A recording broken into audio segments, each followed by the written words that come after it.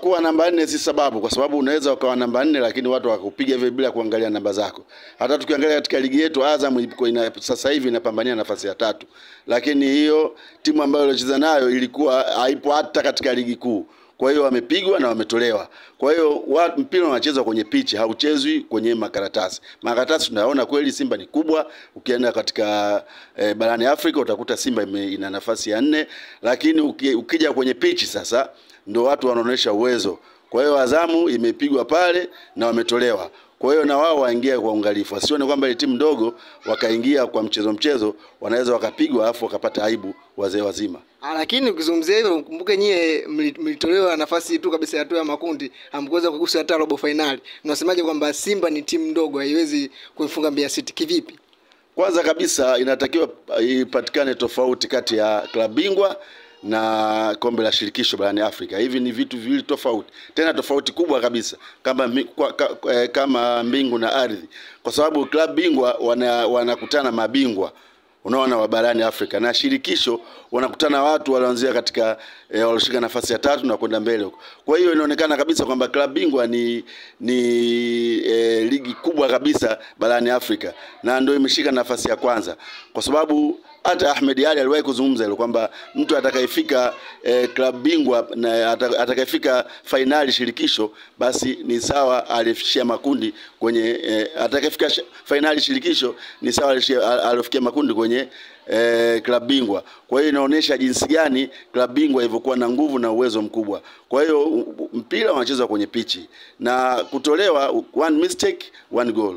Yanga walikwenda vizuri, lakini bahati mbaya walifanya mistake ndogo ndogo, matokeo yakashindwa kupata goli, wakatolewa lakini hata hivyo hawako vibaya kwa sababu bado wako vizuri na wanaonesha uwezo mkubwa. Tumeangalia juzi walivyocheza na Azam, wameonesha mchezo mkubwa, wameonesha ukubwa wao na wamepiga Azam pale 2-1.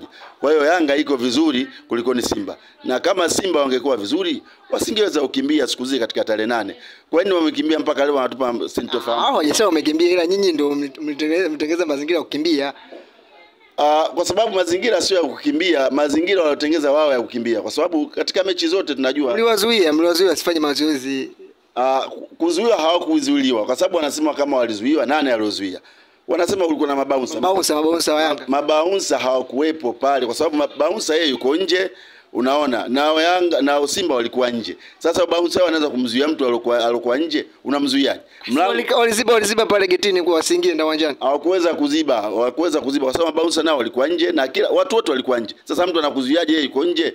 Kwa hiyo inaonekana kwamba pale ilionekana kwamba meneja wa uwanja hakuwa na taarifa hizo kwamba wale wanakwenda kufanya mazoezi pale uwanjani. Kwa hiyo meneja hakufungua uwanja, hakuwepo kabisa. Kwa hiyo ndio inaonekana kwamba yule meneja yeye hakufungua uwanja, lakini sio mabaunsa. Hii mabaunsa ni kitu ambacho wamepitia mlango nyuma kuweza kupata sehemu ya kutokea. Lakini kikubwa zaidi wale wamekimbia, sio kwamba wamekimbia kwa msisitizo, wamekimbia. Kweli kabisa wamekimbia. Wamekimbia kwa sababu dalili za kukimbia mpaka leo unaona wako kimya na wanajua kama walikimbia. Sasa mbona mnavyoambiwa mechi rudio wenyewe mtaki? Kwa nini sasa kama nyinyi na wao ndio wamekimbia? Mbona mtaki kurudia mechi? Hauwezi ukarudia mechi mara mbili kwa sababu mechi ilikuwa ichezwe tarehe 8. Sababu gani mechi imeghairishwa? Hakuna sababu za msingi. Kwa hiyo lazima watu waangalie sababu nzima za kughairishwa mechi. Mechi imeghairishwa kwa sababu za kitotototo, sababu ambazo hazieleweki. Unakwenda unataka kufanya mazoezi wakati tunajua kwamba taratibu za Yanga na Simba hawawezi kufanya mazoezi siku kabla ya mechi. Mara nyingi mechi zao zinakuwa hivyo. Ila ni utaratibu, ni kanuni imeandikwa kabisa kwamba lazima timu yoyote ambayo inaenda kucheza ugenini lazima wapewe nafasi ya kucheza kabla ya mechi. Lazima wafanye mazoezi. Ni kweli kanuni na taratibu ziko hivyo, lakini unajua watu wanasema kanuni au tabia hujenga nini? Mazoea. Waswahili wanasema tabia hujenga mazoea.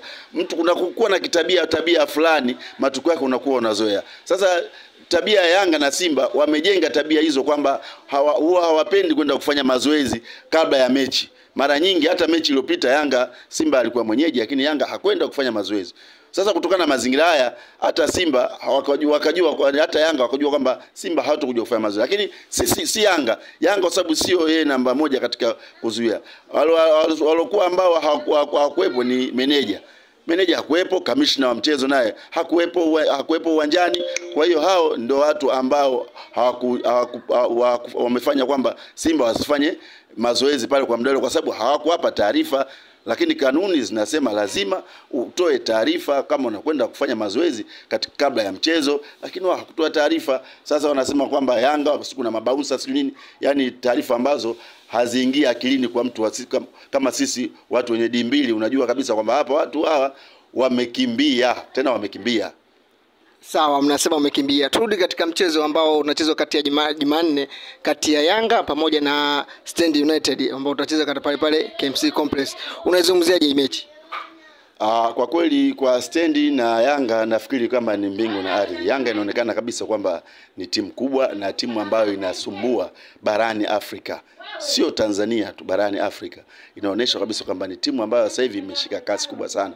Ukiangalia wachezaji wa Yanga, klasi yake ni kubwa. Na ukiangalia Stand, klasi yake ni ndogo sana. Unaona, na hata ukiangalia historia ya Stand na Yanga, unaona kabisa kwamba ni vitu ambavyo tofauti.